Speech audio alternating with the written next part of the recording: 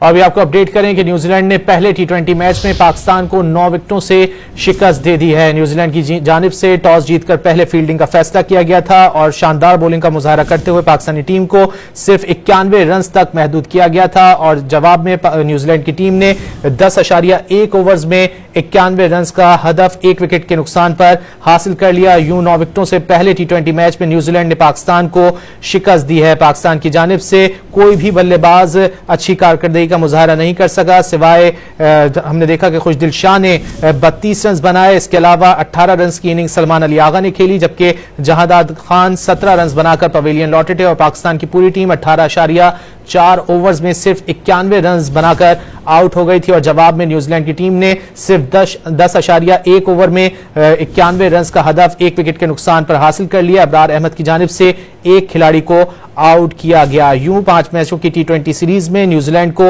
1-0 की बढ़तरी हासिल हो गई है। क्राइस्टचर्च में न्यूजीलैंड की जानिब से टॉस जीतकर पहले फील्डिंग का फैसला किया गया, जो कि न्यूजीलैंड के बॉलर्स की जानिब से दुरुस्त साबित किया गया और पाकिस्तानी ओपनर्स बगैर कोई रन बनाए पवेलियन लौट गए। मजीद जान लेते हैं डॉन न्यूज के नुमाइंदे इमरान सिद्दीक से। इमरान, बड़ा यकतरफा मुकाबला रहा पहले टी20 में। यहाँ जो बीपर है तुम्हारा।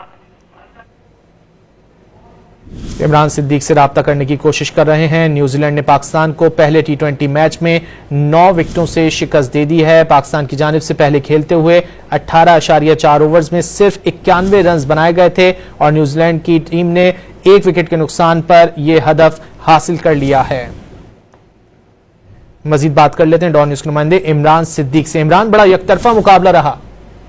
बिल्कुल 10.1 ओवर में न्यूजीलैंड ने ये 92 रन का हदफ अबूर कर लिया और जिस तरह न्यूजीलैंड की टीम बैटिंग कर रही थी, लग यूं रहा था कि पिच बिल्कुल ही चेंज हो गई दूसरी इनिंग में। पहली इनिंग में जिस तरह से पाकिस्तान के बैट्समैन बैटिंग कर रहे थे, जिस तरह से बाउंस हो रहा था और जिस तरह से उनको मुश्किलात हो रही थी खेलने में, तो लग यूं रहा था कि पिच भी थोड़ी सी मुश्किल है। लेकिन जैसे ही न्यूजीलैंड की टीम बैटिंग करने के लिए मैदान में उतरी तो उन्होंने छक्के और चौकों की बरसात की। टीम सैफर्ट ने 44 रन बनाए, फिन एलन ने भी शानदार बैटिंग की और पूरा जो 92 रन का हदफ था वो सिर्फ 61 गेंदों पर उन्होंने हासिल कर दिया और काफी एक आसान हम कह सकते हैं कि विक्ट्री है न्यूजीलैंड के लिए। हालांकि उनके 4-5 खिलाड़ी जो मेन प्लेयर्स हैं वो टीम में नहीं है, जो चैंपियंस ट्रॉफी खेल कर आ रहे थे, जो आराम कर रहे हैं, वो मेन प्लेयर्स टीम में नहीं। लेकिन उसके बावजूद न्यूजीलैंड ने एकतरफा मुकाबले के बाद इस पहले मैच में कामयाबी हासिल की है और 5 मैचेस की जो सीरीज है उसमें अब 1-0 की बढ़तरी इन्होंने हासिल कर ली है।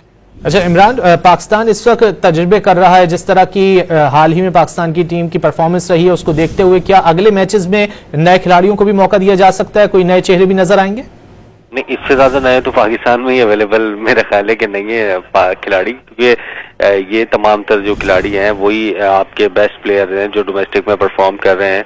और इससे ज्यादा मतलब इस टीम में अगर हम देखें तो एक शादाब खान है, एक शाहीन शाह अफरीदी है, इसके अलावा तो कोई ऐसा खिलाड़ी हमें नजर नहीं आ रहा जिसने कोई 20 टी20 मैच भी खेले हों शायद। तो ये पूरी की पूरी हम कह सकते हैं कि नई टीम है 2-3 खिलाड़ियों के अलावा।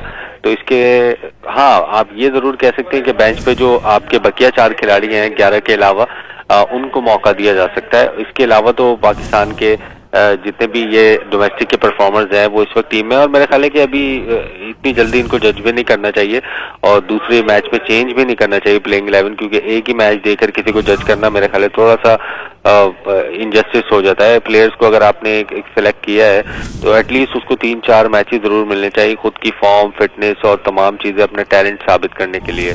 बिल्कुल, इन खिलाड़ियों को पूरा मौका मिलना चाहिए अपनी फॉर्म साबित करने के लिए। बहुत शुक्रिया इमरान सिद्दीकी इन तफसीलात के लिए।